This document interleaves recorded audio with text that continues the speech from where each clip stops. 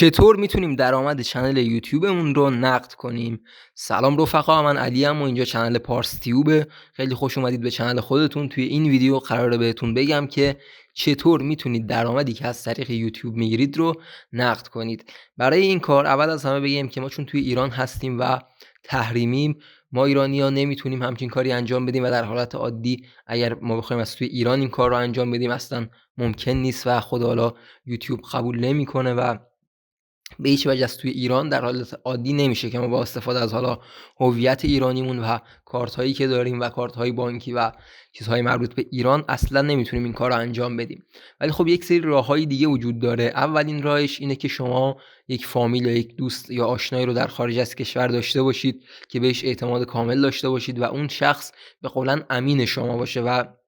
شما بهش اعتماد کامل داشته باشید. بعد از این که حالا اگر همچین شخصی داشته باشید که با اون صحبت میکنید، بیاد توی حالا با استفاده از کارت های بانکی و اینایی که داره بیاد یک حساب ادسنس گوگل بسازه برای شما و از طریق اون حساب ادسنس بیاد برای شما درآمدتون رو دریافت کنه و درآمد شما رو نقد کنه و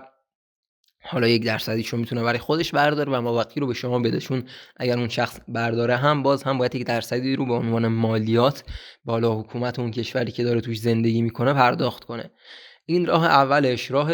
ساده تر و بهتری که اکثر افراد حالا سمت این راه میرن چیه؟ استفاده از شرکت های MCN. شرکت های MCN یک سری حالا شرکت های واسط هستن که چیکار میکنن؟ میان درآمد کانال شما رو برای شما نقد میکنن و درآمدتون رو دریافت میکنن و 1% رو از اون درآمدی که شما دارید رو برمیدارن و اون حالا مبلغ باقی مونده رو برای شما میزنن. حالا این درصده میتونه متغیر باشه، میانگین معمولا حالا دیگه کفش از 15% میتونه شروع بشه تا حالا 20% و حتی 30% و شاید حالا یکم بالاتر هم بره، ولی دیگه میانگین سقفش باید همون 30% باشه. حالا 30 تا نهایتا دیگه 35% نباید به 40% برسه. شرکت های واسط و MCN میان حالا یک سری ادسنس های گوگل میسازن و اون حالا اکانت های افرادی رو که قراره کاراشون رو انجام بدن به اون ادسنس متصل میکنن.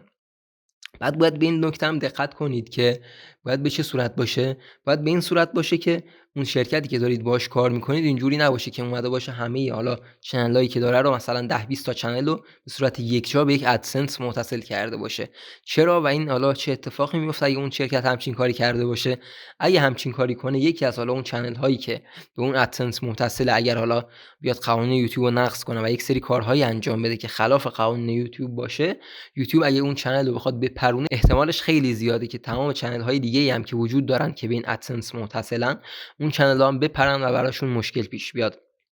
ولی جدیدن یک سری حالا MCN ها هستن، اینها اومدن این قابلیت و آپشن هم اضافه کردن که بیان به صورت مستقیم،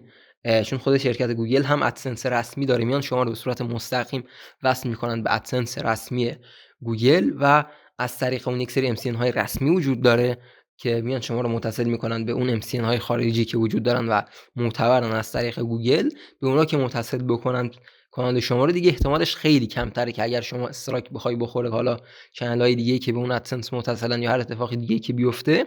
فقط همون چنل حذف میشه و چنل شما که به عنوان حالا چنل دوم یا سوم متصل به ادسنس مشترک، دیگه چنل شما حذف نمیشه. فقط باید به این نکته دقت کنید که حتما حالا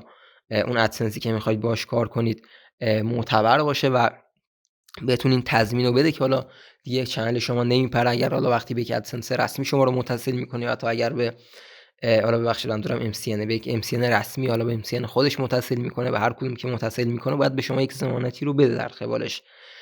ولی خب معمولا اگر بخوان بیان شما رو به MCN های رسمی گوگل متصل کنن، اون مقدار درصدی که از شما میگیرن بیشتره. مثلا اگر در حالت عادی 20% میگیرن، احتمال داره اونجوری تا 35% اضافه بشه، ولی خب طبیعیه چون اونها هم دوباره یه درصد زیادی رو باید بدن دوباره به MCN اون خارجی، دوباره اون بحث مالیات و ایناش هم هست و دوباره تاش باید یک سودی هم برای خودشون بمونه دیگه. نهایتا تا 35% میتونه 1% معقولانه‌ای باشه و حالا خیلی هم عادلانه است، چون شما خودتون هم بخواید برید خارج از کشور، حالا چه ترکیه چه هر کشور دیگه بخواید برید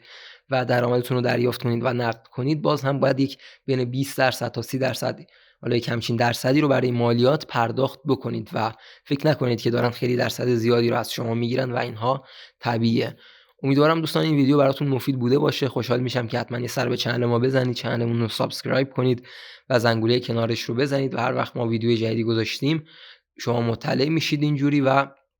میتونید ویدیوهای جدید ما رو هم ببینید. حتما نظرتون رو هم توی کامنت ها بهم بگید و خوشحال میشم که اگه این ویدیو رو لایک کنید. تا ویدیو بعد، بدرود.